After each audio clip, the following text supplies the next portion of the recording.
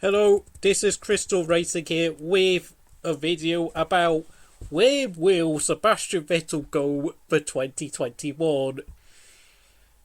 Now, we're going to start off first of all with Renault, who of course have all but signed up Fernando Alonso, and of course Esteban Ocon is going to be in the second seat.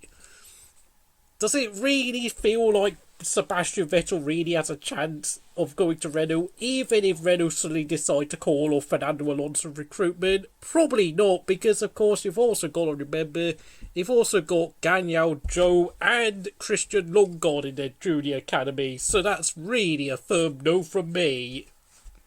Next up, it's Racing Point.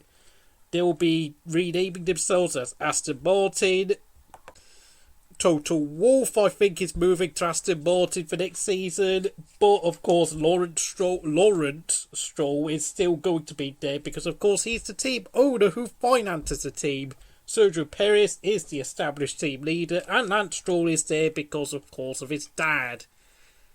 I really cannot see Sebastian Vettel fitting in at Racing Point unless Lance Stroll suddenly decides he doesn't want to race in F1 anymore, or Lawrence suddenly decides to attempt to go to another team like Haas or something. So that's a firm no from me. And then of course the third and probably the most obvious option there actually is another one after this, but of course it's Red Bull. Now, of course, Red Bull, like Renault, have a junior academy, and of course, not only do they have Max Verstappen, they've also got three other drivers: Danny Kvyat, Pierre Gasly, and Alex Albon. Whilst there's a clear gap between Verstappen and the other three drivers, Red Bull have spent an awful lot of money on financing their drivers' careers through the junior categories, and of course, they throw a lot of money at their Toro Rosso programme.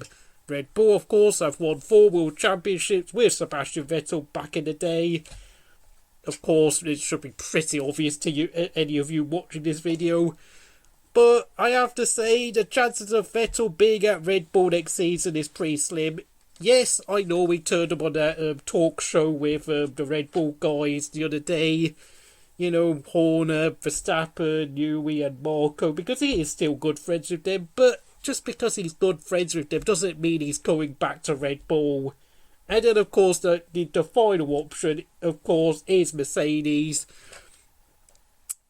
As I've heard by rumours, Mercedes are apparently wanting to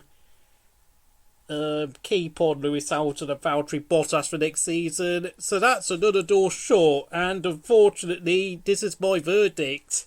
Sebastian Vettel is going to retire.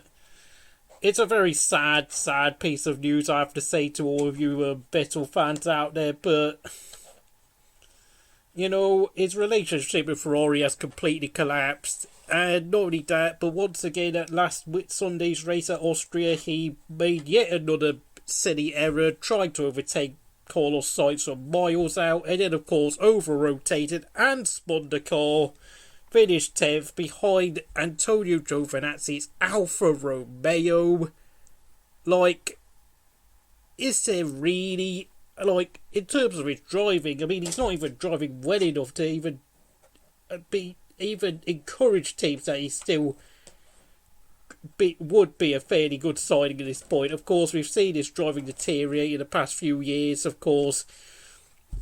His incidents in 2017 hitting Hamilton at Baku, that pile-up at Singapore, that collision at Mexico with Hamilton again, him colliding with Stroll on the slowdown lap at Malaysia, then of course 2018 we just saw so many errors, then of course last year in 2019, yet even more errors, you know, spinning at Bahrain, hitting Max at Silverstone, spinning at Monza and taking Stroll and Gasly out, basically. I mean, yes, they continued, but he completely wrecked their races. And then, of course, him having that incident with Leclerc at Brazil, and then, of course, the most recent incident with Sainz at Austria. I mean, the guy is just... I just think he's too distracted now at this point, and I have to say also he's got 3 kids at home. I think, 53 wins of 4 World Championships is an amazing record. What else has he got to add to that? I mean, most drivers can only dream of achieving half of what he's achieved in this sport. I will always respect Sebastian Vettel for what he could do at his peak at Red Bull. 9 consecutive race wins. That record is probably going to never be matched again.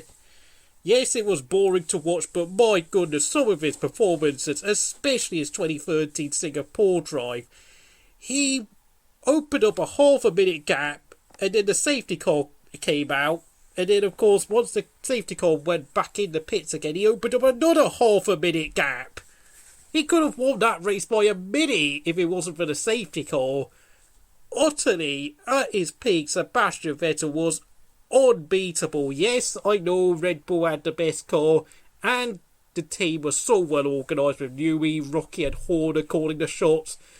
But when he maximised everything to perfection, he was just simply in a league of his own. And I think, Sebastian Vettel, mate, you've had an absolute blast, and you've given your fans so much, and you've given so much to Formula One.